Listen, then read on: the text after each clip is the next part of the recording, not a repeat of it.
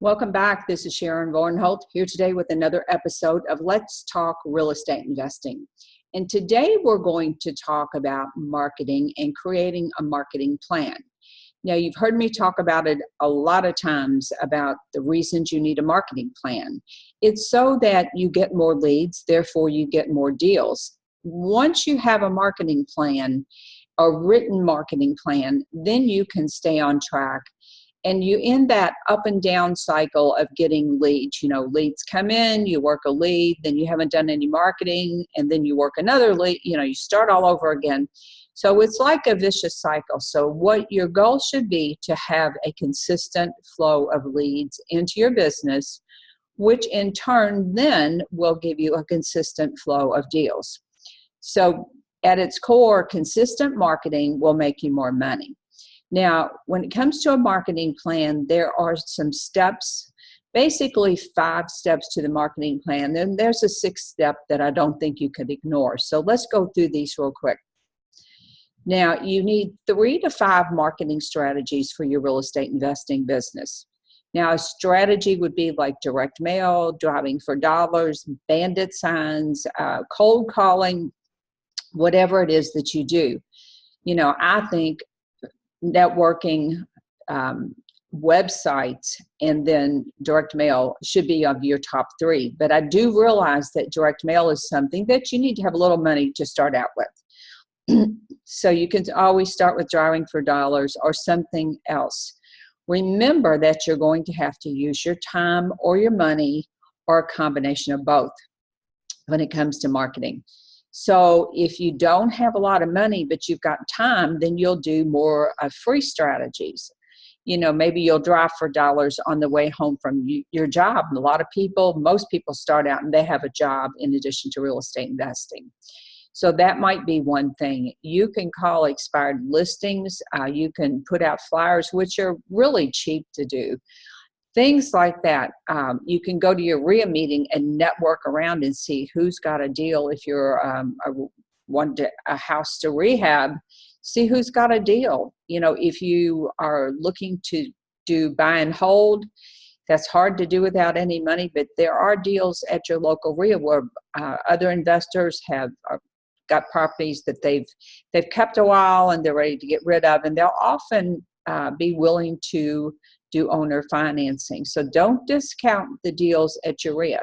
It doesn't mean that they're not good deals. It means simply maybe they've had them for 10 years or something like that. Maybe it's time for them to move on to a different house or a different type of house. There are a whole lot of reasons why people sell their properties. So don't discount networking as one of your top strategies. I know a gal that bought probably by now a couple hundred houses doing nothing but networking. So that's number 1. Decide on 3 to 5 marketing strategies to implement in your business. Do not put all your eggs in one basket. Do not just do direct mail or just do one thing, because if that strategy dries up, then you're high and dry and you've got to start over. So step 2 is, once you know what your strategies are, you want to break them down into steps. And once again, this needs to be written down. This needs to be a plan that you write down, that you have on hand, and a plan that you can refer back to on a daily or certainly a weekly basis. So let's take direct mail, for instance. You would break down the steps one by one so that you get every step, and then you can calendar those steps. So step 1 would probably be to decide who you're going to mail to. We'll just say you're going to get a list maybe of out-of-state absentee owners. So you decide who you're going to mail to. Next, you would need to decide, where am I going to get my list? You know, you have to get your list from somewhere. So where am I going to get my list? Then you would have to decide on parameters for your list. You don't necessarily just want a great big list of everyone. You want houses in areas that are of the price range that you would want to buy, and you also want houses with equity. So you have to niche down your list, decide the type of house you're going to buy, and then you purchase your list. So the 3rd step would be then what type of a mail piece am I going to mail, and what's the message on the mail piece going to be? So for instance, if you were targeting probates, your message would be completely different than pre-foreclosures. Your message for absentee owners would be different than pre-foreclosures or probates. You have to look at the pain points this particular person might be suffering, and that would give you the reasons why they would want to sell their house.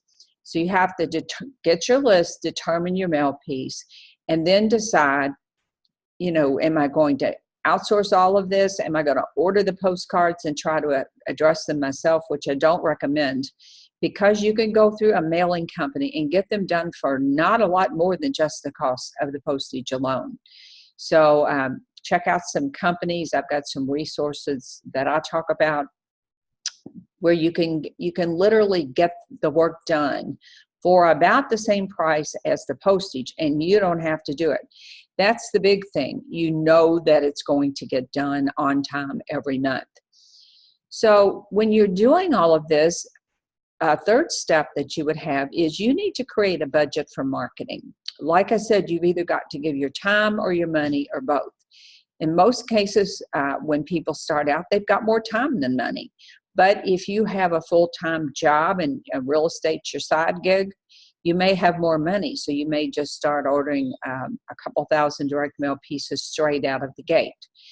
There's no one way to do this. There's no one way that's the right way. There are ways that are easier, in my opinion. But whatever, I always say, start where you are. Start with the resources you have, the time you have, the money you have, etc. But you'll need to know how much your budget is. So if your budget for marketing is $100, $200 a month, you're not going to be able to do direct mail. Now, you could do driving for dollars on the way to or from your job or to or from someplace else, and use something like a postcard sending app, which I did a blog post on that. You can just put in the search bar on the blog, postcard sending apps, and find some companies that you could snap a picture of the house that you're driving by and send a postcard. You can do, in my estimation, one of the most important things to have, if you've got $100 a month, is to get a website, because that's how people are going to find you, and they're going to judge you by whether or not you have an online presence. May not be right, but it's just a fact. And I'll put some resources below. For a couple of the companies that I like, you can start out at about $50 a month. You can get a done-for-you website where you literally just order it, put in your city, you put in your telephone number and a few pieces of information, and then you just magically get a website. Now, you'll have to go in the back end of that website, and they will have tutorials, whichever company you go with, that will say, step one, to get your site listed on the local Google search and the Bing search, and it will tell you steps to do. Believe me, you don't have to be a real techie person. You just have to be able to follow directions and do it step by step. So if you're working a lot, you might commit to an evening a week or 2 hours on Saturday. It's going to be important that you commit some time to this, because it's not magic now. It's not going to happen all by itself, even though getting the website part up is really, really pretty easy. But you're going to have to put some time in, and you're going to have to learn some new things. But I have to tell you, if you're going to succeed in this business, you are always going to be learning something new. And that's just a fact of life. But once you get in the routine of learning one little thing, then you learn another little thing, it all begins to just come together. And then all of a sudden you just know some stuff. So step 4.